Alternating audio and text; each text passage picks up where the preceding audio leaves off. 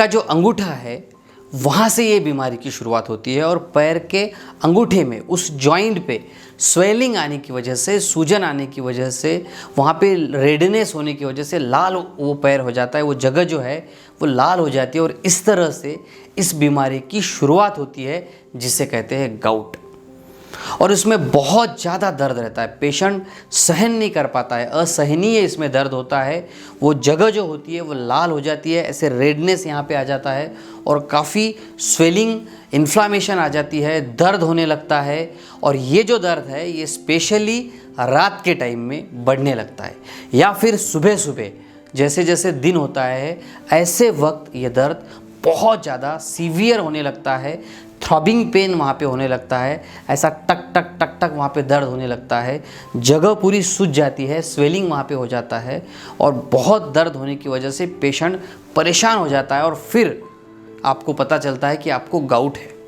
तो ये गाउट होता क्यों है, इसके कारण क्या है और क्या सटीक ट्रीटमेंट करना चाहिए, इसी बारे में ये वीडियो मैंने आज बनाया है। अगर आपको ये तकलीफ़ है तो ये जानकारी आपको पूरी तरह से ठीक कर सकती है, इसीलिए इस वीडियो को पूरी तरह से देखिए, समझिए और अपनी बीमारी को ठीक कीजिए।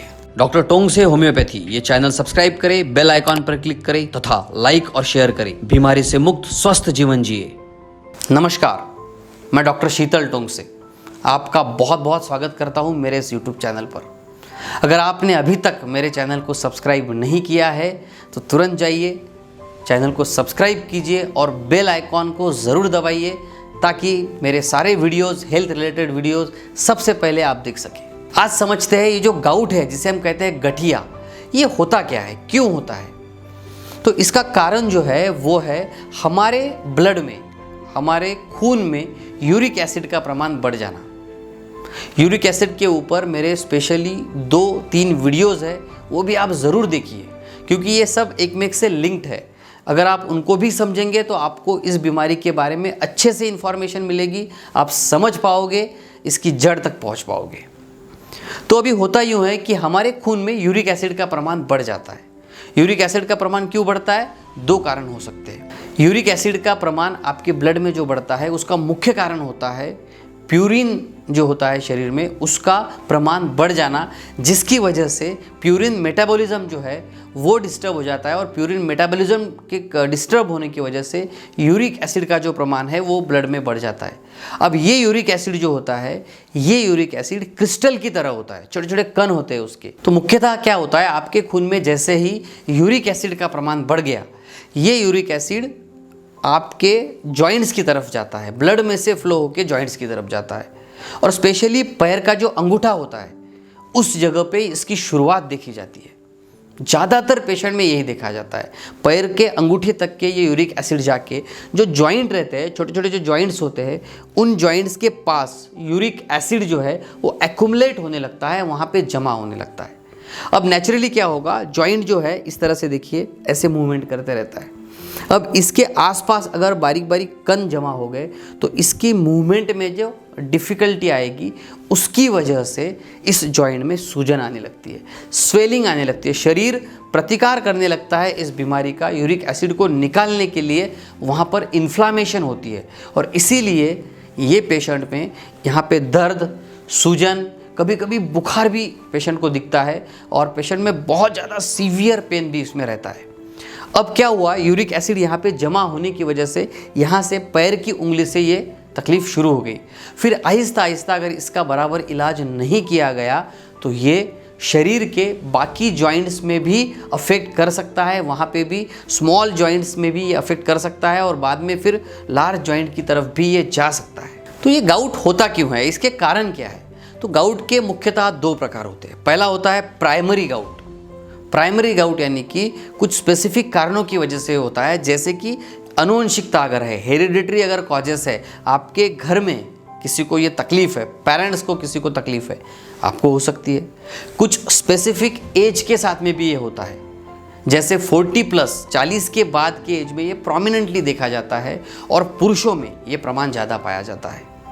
उसी के साथ साथ अगर प्यूरिन रिच डाइट ज़्यादा आप लेते हैं, जैसे मैंने पहले ही बताया, ब्लड में अगर प्यूरिन का प्रमाण ज़्यादा हो गया तो क्यों हो सकता है ये ज़्यादा? अगर आप एक तो प्यूरिन डाइट ज़्यादा लेते हो, ऐसा डाइट आप लेते हो जिसमें प्यूरिन का कंटेंट ज़्यादा है, या फिर आपके किडनी में कोई तकलीफ है जिससे ये यूरिक एसिड बाहर नहीं निकल पाता है। तो दो ही कारण है, एक तो अंदर ज़्यादा आ रहा है या फिर बाहर नहीं निकल पा रहा है। तो अगर आप प्यूरिन वाला डाइट ज़्यादा लेते हो, प्यूरिन रिच फूड अगर आप लेते हो, इससे भी ये तकलीफ बढ़ सकती है। और एक कारण इसमें होता है ओबेसिटी। अगर आपका वेट ज़्यादा है, आपका वज़न ज़्यादा है, तो ये तकलीफ आपको हो सकती है। दूसरा जो प्रकार गाउट का होता है उसे कहते हैं सेकेंडरी टाइप ऑफ गाउट, जो कुछ खास बीमारियों की वजह से होता है, जैसे पॉलीसाइथीमिया है, ल्यूकेमिया है, अमाइलोफाइब्रोसिस है। इस तरह की जो कुछ बीमारियां हैं, इनकी वजह से भी ये यूरिक एसिड का प्रमाण आपकी बॉडी में बढ़ सकता है। अब सबसे मुख्य बात करते हैं और वो है इसके इलाज के बारे में। तो जैसे मैंने पहले ही आपको बताया, इलाज के लिए आपको ये देखना चाहिए कि जो प्यूरिन रिच डाइट है उसको कैसे कम करें, क्योंकि अगर आप कारण तक पहुँचेंगे तो ही ठीक हो पाएंगे। तो प्यूरिन रिच डाइट जो है ये आपने कम करना चाहिए, खान पान की तरफ ध्यान देना चाहिए। यही इसकी सबसे पहली इम्पॉर्टेंट टिप है। इसके लिए विस्तार से मेरा एक वीडियो है, यूरिक एसिड में क्या खाए क्या ना खाए, वो ज़रूर देखिए। शॉर्ट में मैं आपको कुछ चीज़ें यहाँ पे बता रहा हूँ, जैसे मीट आपको बिल्कुल नहीं खाना है, फिश नहीं खाना है, कॉलीफ्लावर और ब्रोकली जो है इसको भी आपको छोड़ देना है, इसको भी नहीं खाना है। उसी के साथ साथ अगर आप अल्कोहल लेते हैं, ड्रिंक्स करते हैं, पूरी तरह से बंद कर दीजिए। ड्रिंक्स जो है उसकी वजह से भी ये प्रमाण बढ़ सकता है। अगर आप कोल्ड ड्रिंक्स लेने के शौकीन हैं तो ये भी आपके लिए खतरनाक साबित हो सकता है, उससे भी गाउट की तकलीफ बढ़ सकती है, उसे भी बंद कर दीजिए। आप कुछ पैक्ड फूड अगर खाते हैं या फिर प्रिजर्व किया हुआ या फ्रूट जूसेस अगर आप बाहर से लेते हैं, उसे भी बंद कर दीजिए, क्योंकि इसमें काफ़ी प्रमाण में प्रिजर्वेटिव्स होते हैं जो आपके शरीर में यूरिक एसिड का प्रमाण बढ़ा सकते हैं। अब समझते हैं इसके ट्रीटमेंट के बारे में। दोस्तों, इसकी बेस्ट ट्रीटमेंट है होम्योपैथी में, क्योंकि होम्योपैथी में हर बीमारी का जड़ से इलाज किया जाता है। यूरिक एसिड अगर आपका बढ़ा है तो आपके पूरे शरीर का विचार किया जाता है, उन कारणों के बारे में जाना जाता है जिसकी वजह से यूरिक एसिड बढ़ा है। आपके नेचर के बारे में समझा जाता है, आपके शरीर के बारे में समझा जाता है, आपके स्वभाव के बारे में समझा जाता है, और फिर एक प्रॉपर मेडिसिन आपको दी जाती है जो पूर्ण रूपेण आपको ठीक कर सकती है।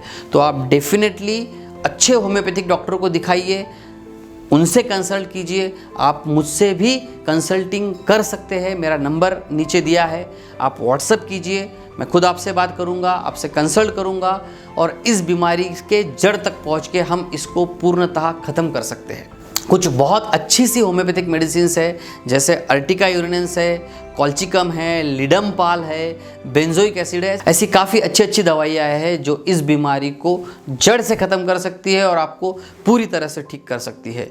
तो आप डेफिनेटली अच्छे हो सकते हैं।